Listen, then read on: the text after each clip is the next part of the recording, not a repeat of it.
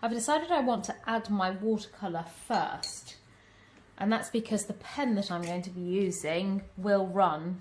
And if you've got a pen similar to mine, or if you're not sure whether it runs or not, I would test it out first to decide whether you want to do your colour first if you're using watercolour, or if you want to do it last. You don't have to use watercolours.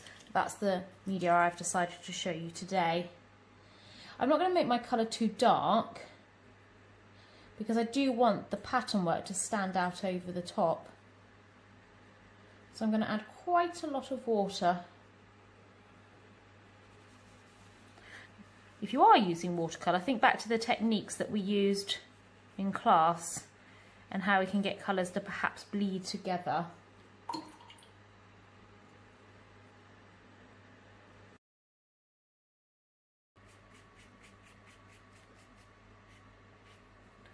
I'll allow that just to drip down now.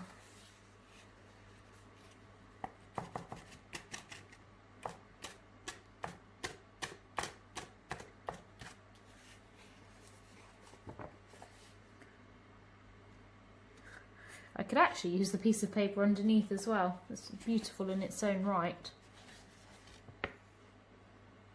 Remember, this is just a backdrop.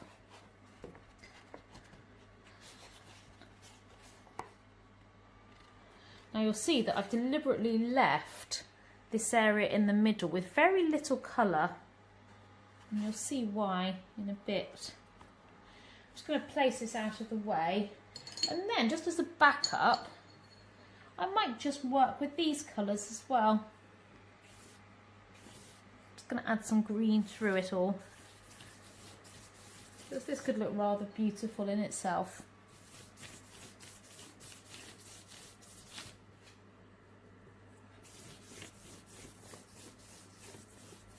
Sometimes art is not about precision, it's just about playing around with colours, textures, and just seeing what looks good. I might just add a little bit of yellow into that area so that it does work into the greens with the blues. Dry, and then I'll be back. Transferring the image. Now, I said to you that you can choose whatever illustration, drawing, picture you like for your Rosalind Monk's own piece of work. And you can see here that I've decided to do a portrait. And this isn't my drawing, this is an image that I have found on the internet, on Pinterest. So it's another artist's illustration, I can't remember the artist's name. Now you can do exactly the same as me, or you can find a photograph and make an illustration from that, I don't mind. And I said to you that you can trace the image, but what I don't want you to do is I don't want you to work the pattern over the top of the printer paper. So I'm going to show you 3 different techniques for transferring the image ready to put the pattern into. Now the first one is quite simple because I'm hoping that you all have a pencil. If you do have a pencil, what you can do is you can cover the back of your drawing with pencil, the graphite. Cover it everywhere that you see the drawing showing through. When you've finished, turn it over, mask it down with a little bit of paper. I've got to check where I've done mine because I haven't done the whole thing. And then simply draw over the top of your image and it will transfer it underneath. And that will give you a nice outline. The second method that you can use is you can use an oil pastel. You can see here I've got some old oil pastels, and you can pick whichever colour that you like, and maybe pick a colour that you know isn't going to be too dark on your piece of paper, but you do want to also be able to see it. It might be that you pick a colour that you want to actually have on your work. I'm going to pick a blue here, and exactly the same process. You press down with the oil pastel over the back of your piece of paper. You then put it down and you go over the top with your pencil. Now I've only done a small section, but this time rather than blue outlines, pencil outlines, you'll see blue outlines. So it depends what you would like as your technique. The final way, and the much simpler way, but it does require you to have a piece of equipment, is to use some carbon paper. Now, I'm sure that most of you won't have carbon paper at home, but you can always get yourself some, or if you do, this is how to use it. So this here is carbon paper. One side is quite dark, and the other side is a bit grayer. This is the back of the carbon paper, and this is the front of the carbon paper. This is going to transfer, just as the pencil has done that we put onto the back of the image. You will actually need to stick this to your image, and I'd recommend using a piece of masking tape, and you would stick it over. You then lay it down onto the surface that you are working onto, and again you can press over the top of your image and it will transfer it really nicely onto the surface that you're working on. Just a word of caution with the carbon paper, it can come out really dark. So if you're wanting to trace something and not really see the outline, say you were doing a colour pencil piece and you just wanted the colour pencil to show, carbon paper can sometimes not be the best material to use because it can be too dark. But for today's exercise, I'm going to stick my carbon paper to my piece of my illustration, the illustration I'm working from, and stick it onto my watercolour surface.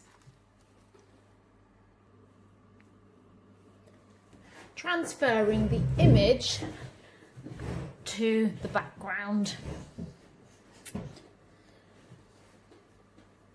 Okay, I've dried both of my backgrounds that I created, and I've stuck my image to my piece of carbon paper so that I'm able to use it. Now, I haven't decided whether I prefer this background or this background. I'm thinking I prefer the one that happened as an accident as opposed to the one that I planned. What I'm going to do is I'm actually going to try out both. So to begin with, I'm going to try it onto the one that I planned. I'll move that one out of the way. And that's why I left that area of white, because I thought it might be quite nice to have her face with not too much colour and bring the colour into the background. So I'm going to lay it onto here and make sure that I want it to attach a little bit higher up possibly. So really think about where your image lies on your piece of paper that you're working onto.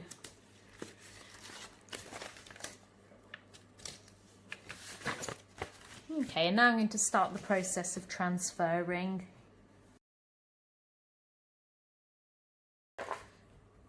Okay, as you can see, I've transferred the basic outlines of that drawing. I haven't included all the lines of the hair. I haven't put the eyelashes on either. That's because we're doing all the Zentangle patterns inside, and if I'm going to put Zentangle around her eyes, I want to put the eyelashes on over the top at the end. So it's a simple outline like that.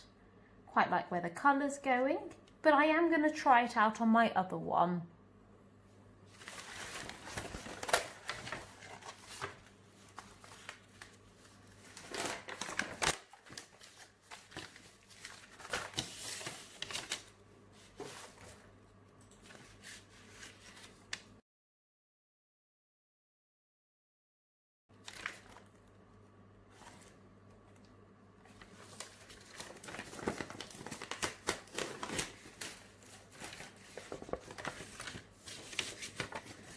Okay, now I can look at both and I can decide, do I like it with the colour over the face, or do I like it where the white is showing through? And actually, although I thought this was my favourite background, now I've done the illustration over the top, I think this one is better, and that is the one that I'm going to go with.